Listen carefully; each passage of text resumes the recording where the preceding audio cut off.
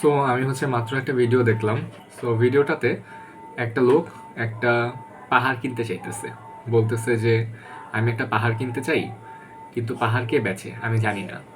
যে পাহাড় বেচে তার সাথে যদি আমি দেখা করতে পারতাম তাহলে আমি পাহাড় কিনতে পারতাম। দেন সে বলতেছে যে আমাকে যে পাহাড় দিবে, মানে যে পাহাড়টা আমার কাছে বেচবে, তার কাছ থেকে পাহাড় কেনার জন্য আমার কাছে কিছু আছে। কি আছে? আমার কাছে একটা নদী আছে। সো আমি নদীটা বেচে পাহাড় কিনতে চাই। কিন্তু মানুষজন চিন্তা করতে পারে যে আমি নদী বেচে পাহাড় কেন কিনবো, কারণ নদীর দাম তো বেশি। নদী হচ্ছে একটা বহমান জিনিস, আর পাহাড় হচ্ছে একটা জায়গায় স্টেডি হয়ে দাঁড়ায় আছে। সো আমি পাহাড় কেন কিনতে চাই? আমার কাছে এই নদীটা এখন আছে, কিন্তু এই নদীটাও কিন্তু আমার কাছে আগে ছিল না। আগে আমার কাছে একটা ছোট দ্বীপ ছিল।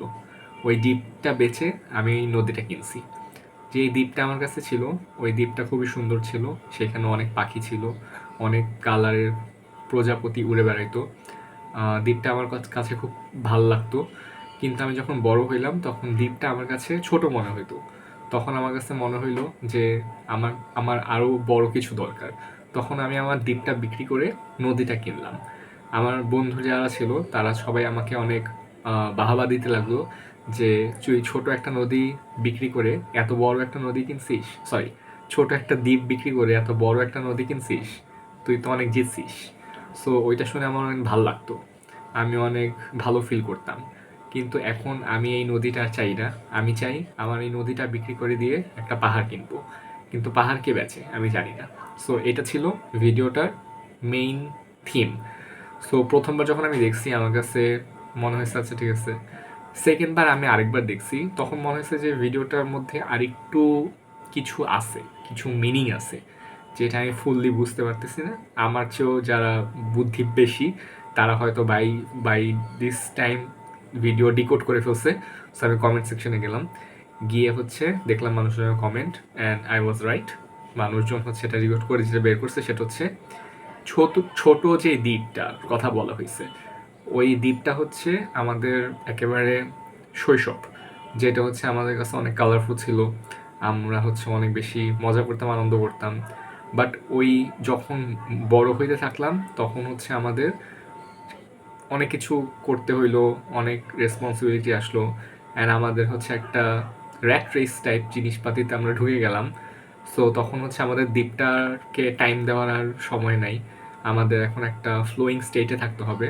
তখন আমাদের যে দ্বীপটা ছিল, মানে আমাদের শৈশব, ওইটা হচ্ছে আমরা সেল করে আমরা হচ্ছে আমাদের যৌবন ওই স্টেটটাতে চলে গেলাম। অ্যান্ড যৌবনে হচ্ছে আমরা অনেক দৌড়াদৌড়ি করলাম। এই জন্য যৌবনের এই ভিডিওতে বলা হয়েছে যে নদীটা তো অনেক বড়, তুই শৈশব বিক্রি করে দ্বীপ বিক্রি করে নদী কিনছিস, নদীটা তো অনেক বড়, তুই তো জিতছিস।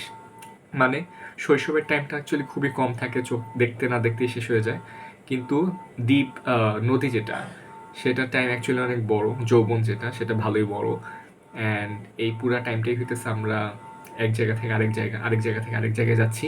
কিন্তু একটা টাইমে গিয়ে আমরা রিয়েলাইজ করি যে আমাদের হচ্ছে এক জায়গা থেকে আরেক জায়গায় যেতে যেতে আমরা টায়ার্ড হয়ে যেতেছি, অ্যান্ড আমরা এখন আসলে শান্তি চাই জীবনে। এগুলো হচ্ছে মানুষজনের কথা। সো তখন হচ্ছে মানুষ, ওই ভিডিওর লোকটা সে বলতেছে যে আমি আমার নদীটা চাই না, আমি আমার নদীটা বিক্রি করে পাহাড় চাই। মানে হচ্ছে আমার এই ছুটে চলা, অবিরাম ছুটে চলা, এটা আর ভালো লাগতেছে না।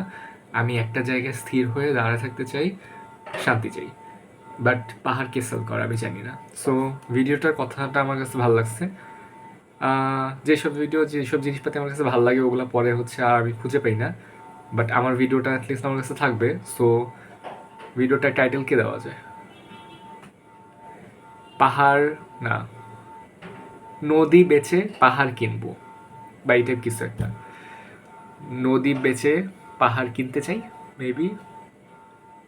দ্বীপ বেচে নদী পেলাম, আই গেস।